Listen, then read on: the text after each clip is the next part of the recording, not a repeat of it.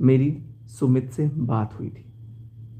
सुमित से जब मैं बात जैसे किया ना, फ़ोन किया, मैं बोला कि भाई तुम शादी कर रहे हो नहीं कर रहे हो, नहीं कर रहे हो तो नहीं बोला, मैं बोला आपको शादी मुबारक, लेकिन भाई मैं ज़िंदा नहीं रह पाऊँगा, मैं बिल्कुल नहीं जी पाऊँगा। और आज भी मुझे नहीं पता है, मेरे को मेरा कॉन्शियस, मेरा दिमाग काम नहीं करता, बट मुझे आज मैं स्टेबल हूँ क्योंकि मेरे साथ मेरी मनीषा है ना, तो मैं बहुत खुश हूँ। मेरी मनीषा वापस आ गई और मैं भाई मनीषा के पास हूँ।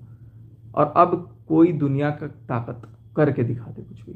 एनीवेज, मैंने सुमित को फ़ोन किया, सुमित को बोला कि भाई मेरे साथ बहुत बड़ा धोखा हुआ है।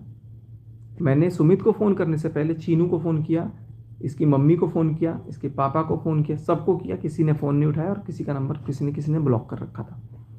फिर मैंने सोचा कि मैं अपने मन की बात किसको बताऊं, मैं किसको बोलूं अपने मन की बात। ये हार थक करके मैंने फाइनली ये बात सुमित को बताने का सोचा। सुमित को बताया तो मैं बहुत परेशान था कि मैं नहीं रह पाऊंगा यार, मेरे साथ मेरे को बहुत डिप्रेशन फील हो रहा है, मैं जी ही नहीं पाऊंगा। तो उस बंदे ने, वो बंदा आज भी बोलूँगा, डंके की चोट पे बोलूँगा, वो बंदा इतना जेन्यून है। कह रहा भाई मुझे शक तो पहले से था, लेकिन मेरे पास कुछ प्रूफ नहीं है, मैं कुछ जानता नहीं हूँ, इसलिए मैं कुछ बोल नहीं सकता। बट तेरे मन में जो भी बात है, तू अपने ऑडियंस को बोल के अपना मन हल्का कर। तू क्यों मरने की सोच रहा है, तू क्यों सुसाइड करने की सोच रहा है? तुम्हारे मन में जो चीज़ है तू डालना भाई, तू बोल ना, क्यों तू इतना घबरा रहा है? फिर मेरे दिमाग में नॉक हुआ कि यार ये बंदा सही कह रहा है कि मैं अगर अपने मन में कोई बात रख रहा हूँ, भर रहा हूँ, और अगर गलत हूँ तो उस गलती का मैं पश्चाताप करने के लिए सबके सामने हाथ जोड़ करके, सिर मस्तक को अपने पैरों पर रख के मैं सबसे माफ़ी, पूरी दुनिया से माफ़ी मांग लूँगा, पूरी दुनिया से मैं माफ़ी मांग लूँगा कि ऐसा मत करो। बट मेरी जब 1 डेढ़ घंटे बात हुई, तुरंत, आप यकीन नहीं मानोगे, यकीन नहीं मानोगे, मैं गाड़ी में बैठ के बात कर रहा था, मेरी गाड़ी के डैश कैम में ये चीज़ रिकॉर्डेड है। नेहा का फ़ोन आता है सुमित को दूसरे नंबर पे, और सुमित मेरे से एक फ़ोन पे बात कर रहा था पहले से। तो सुमित को लगा कि इससे बात करूँगा तो सुनाई देगा नहीं देगा, जो भी है। तो बात जब किया मैंने, फिर मैंने बोला कि यार बात हुई, उसका फ़ोन उठाया। फ़ोन उठाते साथ बोली है, डिलीट कर दी कम्युनिटी उस MCBC ने, पूरा गाली दे करके। यकीन मानो गाइस, मेरे पैर के नीचे से ज़मीन खिसक गए, कितना मैं तड़पा यार। इसके लिए मैंने क्या कुछ नहीं किया, एक फ़ोन पे 50-50 हज़ार रुपए का डीजल फूक फूक के भोपाल, फ्लाइट से भोपाल, यहाँ पे भोपाल, बैंक अकाउंट खुलवाना है भोपाल, घर शिफ्ट करना है भोपाल। यार हर चीज़ में मैंने अपना पूरा 100% दिया इस रिश्ते के लिए कि यार इसको कहीं से कोई कमी ना लगे।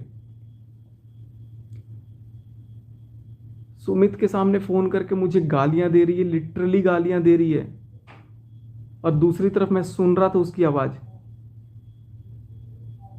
और इसका फ़ोन काट के फिर सुमित मेरे से जब बात किया, फिर क्या हुआ वो तो मैं बाद में बोलूँगा। मैंने बोला सुमित भाई फ़ोन रखो, अब मैं बर्दाश्त नहीं करूँगा, अब मैं लाइव आऊँगा, क्योंकि मैं ये बिल्कुल बर्दाश्त, मैं उम्मीद सपने में नहीं सोचा था कि नहीं हाँ चल ठीक है तू मेरे को गाली देगी, लेकिन जब आपने मुझे गाली दे भी दिया तो आप, और सुमित को इतनी माँ बहन की गालियाँ मेरे मुंह पे दी है ना, वो साला चूतिया से शादी करके, सगाई करके तो मेरे इतने लाख बने, बोला है उन्होंने ये वर्ड्स। उसको मैं अपनी माँ की कसम, अपनी भगवान की कसम, मतलब जिसकी कसम हो मेरा दुनिया में, तो देखो भाई अब मैं क्या बोलूँ, मेरा कुछ बचा ही नहीं। मैं नेहा की ही कसम खा के बोल दे रहा हूँ, अभी नेहा से ज़्यादा प्यारी मनीषा है, मैं मनीषा की कसम खा के बोल दे रहा हूँ। सुमित को भी इसने लिटरली माँ बहन की गालियाँ दी हैं बहुत बार, और मेरे मेरे लिए सुमित ने जब गालियाँ दी हैं तो सुनी है ये बहुत बार। और इसने पहली बार सुमित के सामने जब गालियाँ दी तो सुमित कहता है अरे वाह तुम गाली कितनी कब से देने लग गई? तो ये कह रही है हंस के, अरे मैं गाली देती हूँ, मेरे तरफ इतना टेंशन दिखा करके जा तू निकल MCBC कर रही है, और दूसरी तरफ सुमित से इतने प्यार से मीठे बोल बोल रही है। मैं समझ गया कि सचिन तेरा काट रही है ये औरत, मैं लिटरली समझ गया कि मेरा काट रही है। मेरे पैर के नीचे से ज़मीन खिसक गए, और मैं सोचा कि यार अब मैं क्या बोलूँ, आई वॉज टोटली ब्लैंक।